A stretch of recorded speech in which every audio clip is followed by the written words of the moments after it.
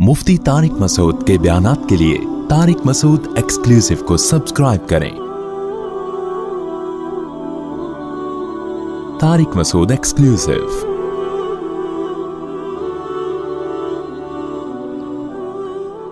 तबलीग में आप ऊपर जाते रहेंगे ना, आपको कुर्बानी का हाजी अब्दुल वहाब साहब रहमतुल्लाह अलैह कई बार साल की पैदल जमातों में गए हैं। मैं यूरोप के जिस कंट्री में गया हूं ना, वहां लोगों ने बताया यहाँ हाजी अब्दुल वहाब साहब आ चुके हैं, और उस वक्त आए जब इस्लाम का नाम लोग नहीं जानते थे, जो आम लोग हैं। अंदरूने सिंध गया, कहा कि यहाँ हाजी अब्दुल वहाब साहब पैदल जमातों में। भाई अंदरूने सिंध भी गए हैं, नॉर्वे भी गए हैं, स्वीडन भी गए हैं, डेनमार्क भी गए हैं, बलूचिस्तान की पहाड़ियों पे भी गए हैं। ये क्या थे? पूरी जमात के अमीर। तो अमीर की ये कुर्बानी थी, आज उसकी बरकतें हमें नजर आती हैं। तो इसलिए हिम्मत करके थोड़ा सा उन गरीबों मिस्कीनों को भी जाके देख लिया करो। थोड़ा सा सियासत से दिमाग क्या होगा? कोई आर्मी चीफ को गालियां दे रहा है, कोई इमरान खान को गालियां दे रहा है, कोई JUI को कर रहा है, कोई मुस्लिम लीग को कर रहा है। सोशल मीडिया पे जाओ तो सिवाय गालियों के और इससे आपके अखलाक खराब होने के अलावा कुछ भी हासिल नहीं हो रहा। और बहुत से इल्जाम हम बेतहकीक लगा रहे होते हैं, जिनका क़यामत में हमें जवाब देना पड़ेगा। ऐसे इल्जाम लगाओ जो क़यामत में अफोर्ड कर सको, इसलिए लगाओ ही नहीं किसी के ऊपर।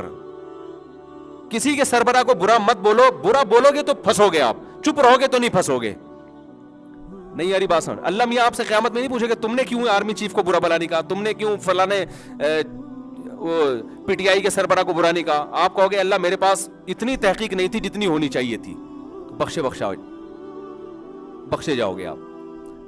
और अल्लाह ने पूछा अच्छा तुमने मुस्लिम लीग के फलाने को बुरा क्यों कहा था, आपने PTI के सरबरा को बुरा क्यों कहा था, आपने JUI के सरबरा को बुरा क्यों कहा था, आपने चीफ ऑफ आर्मी को बुरा क्यों कहा था। आप कहें अल्लाह मैंने उसका बयान सुना था सहाफ़ी का, उसने ऐसी ज़बरदस्त रिपोर्ट पेश की थी। अल्लाह कहेंगे आप क्या रिपोर्टों के माहिरीन हो? हैं भाई, रिपोर्ट तो वो वाले भी पेश कर रहे थे, उनको सुना था आपने? बाजवा पे इल्जाम लगे थे तो बाजवा से आपने क्लियर किया था कि ये इल्जाम सही है या नहीं। इमरान खान पे इल्जाम लगे थे तो जब तक बिल मुशाफा मुलाकात ना हो ना, मेरा ये तजर्बा है, इंसान किसी पे ना इल्जाम लगाए ना किसी की हिमायत करे। हमने बसा औकात देखा किसी शख्सियत पे, चाहे वो इमरान खान हो, चाहे वो मुस्लिम लीग के सरबरा हो, नवाज शरीफ हो, कोई भी हो, आप जब तक बराह रास्त नहीं मिलते आप कोई स्टेटमेंट नहीं दे सकते। क्योंकि बाज दफा इल्जाम लग रहा होता है, जब आप मुताल्लिका शख्स से पूछते हैं ना तो पता चलता है हकीकत कुछ और ये सहाबा के दौर से हुआ है। हजरत अब्दुल्ला बिन उमर के पास एक शख्स आया, प्रोपेगेंडा हुआ था हजरत उस्मान के खिलाफ, हजरत खवारिज ने हजरत उस्मान के खिलाफ प्रोपेगेंडा हुआ। इतना प्रोपेगेंडा हुआ कि शाम से एक शख्स आया अब्दुल्ला बिन उमर के पास और कहने लगा हजरत उस्मान जिनकी आप बड़ी तारीफें करते हैं, उनमें तो 3 बड़ी बड़ी बुराइयां थी। एक गज़वे उहद में वो फरार हुए थे, गज़वे उहद में वो सब सहाबा के कदम उखड़े थे तो हजरत उस्मान भी थे।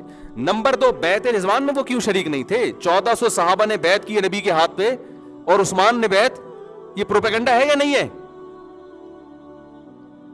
और उस्मान ने बैत क्यों नहीं की? और एक तीसरा भी था एतराज, किसी के जहन में मेरे दिमाग से निकल गया, एक और एतराज भी था, अभी मेरे जहन से निकल गया है। नहीं वो नहीं, एक और एतराज भी था। खैर कि एक तो बैत रिजवान में शरीक नहीं हुए, और दूसरा ये कि ग़ज़वे उहद में फरार हो, वो फरार क्यों इख्तियार किया उन्होंने। तीसरा भी एतराज़ था, बड़ा मशहूर है, मुझे मेरे जहन से निकल गया। तो खैर अब्दुल्ला बिन उमर ने फरमाया कि ग़ज़वे उहद में अगर वो फरार हुए थे तो कुरान में अल्लाह ने उनकी मुआफ़ी का ऐलान कर दिया है। जो भी सहाबा ग़ज़वे उहद में फरार हुए थे, अल्लाह ने सब की मुआफ़ी कुरान में नाजिल कर दी है। जब अल्लाह ने तौबा कबूल कर ली है तो तुम्हें क्या ज़रूरत है भाई एतराज़ करने की। और दूसरी बात ये कि बैत रिजवान में जो हजरत उस्मान शरीक नहीं हुए, उसकी वजह यह थी कि नबी सल्लल्लाहु अलैहि वसल्लम ने मुशरिकीन से मुज़ाकरात के लिए उस शख्सियत को भेजा जो आपकी नज़र में सबसे महबूब। तो हजरत उस्मान चूंकि बहुत ज़्यादा महबूब थे, इसलिए उनको सफ़ीर बना के भेजा है। और फिर कहा हजरत उस्मान को बैत रिजवान में नबी ने जो प्रोटोकॉल दिया, किसी सहाबी को नहीं दिया, कि जब बैत का वक्त आया तो आपने अपना दायां हाथ ऊपर रख के फरमाया कि ये उस्मान का हाथ है और ये मेरा हाथ है। किसी सहाबी को ये सादत नहीं मिली है। तो देखो, जो चीज तोहमत लगाने का जरिया थी, जब तफ्तीश की है तो वही चीज फजीलत का जरिया बन गई कि नहीं बन गई।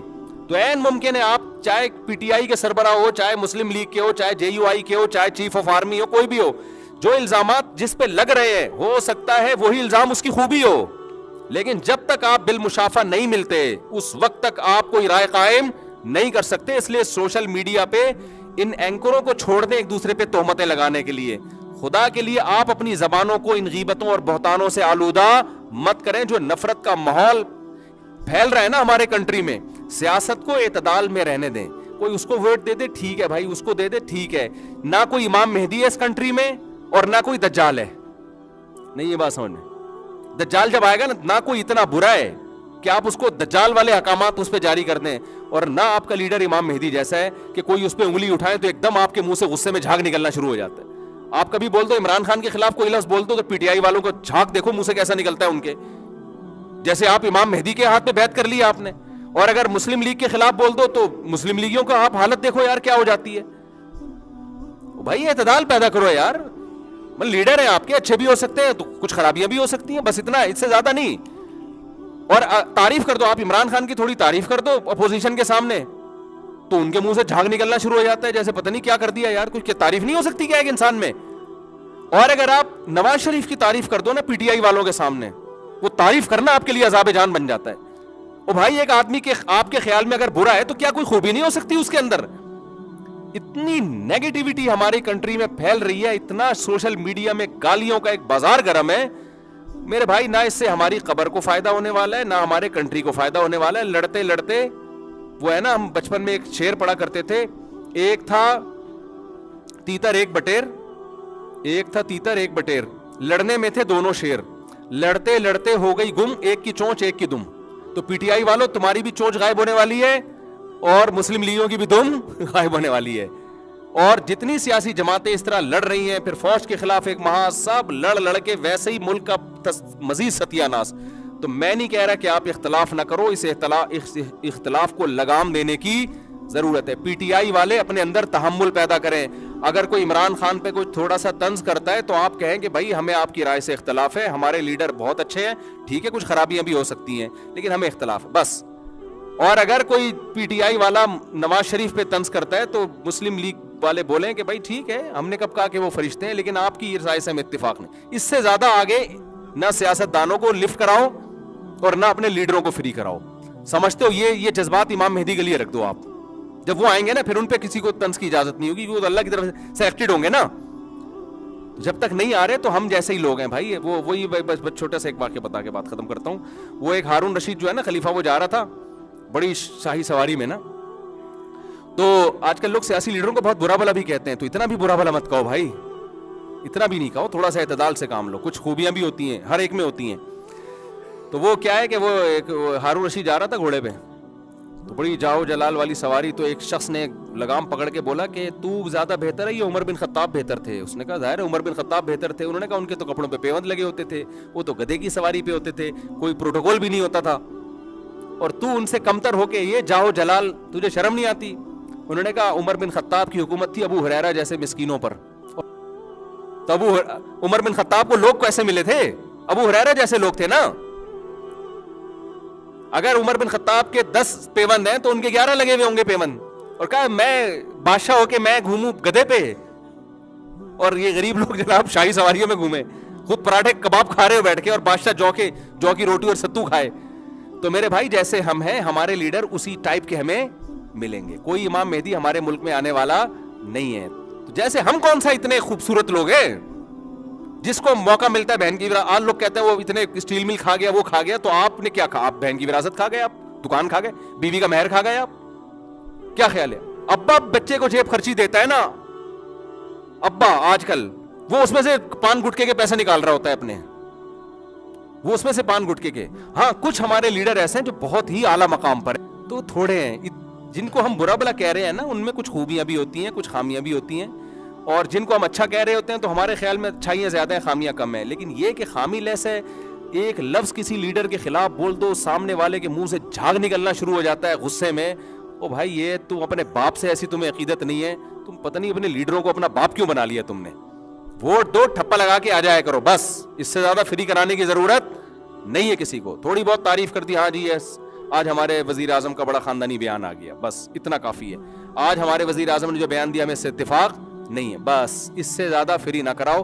باقی میں دیکھو ملا ہوں بہت سے لوگوں سے, میرا بھی کوئی تجربہ ہے نا, جن کو ہم برا کہہ رہے ہوتے ہیں خدا کی قسم وہ اتنے برے نہیں ہوتے جتنا ہم انہیں समझ रहे होते हैं, और जिनको हम अच्छा कह रहे होते हैं खुदा की कसम वो इतने अच्छे नहीं होते जितना हम उन्हें समझ रहे होते हैं. बस ये सहन में रखो, इतने नहीं होते, कुछ गड़बड़ उनमें भी होती हैं.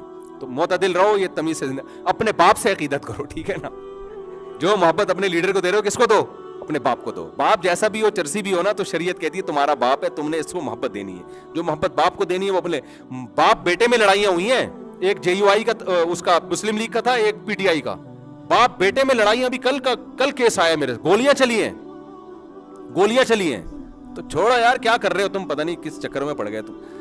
तो बस अच्छे हैं, थोड़े से बुरे भी हैं, जो बुरे हैं थोड़े से अच्छे भी हैं, बस इतना है, इससे ज्यादा नहीं. अल्लाह समझने की अमल की तौफीक दे, हम तो यही कह सकते हैं भाई. वमा अलैना इल्लल बलाग.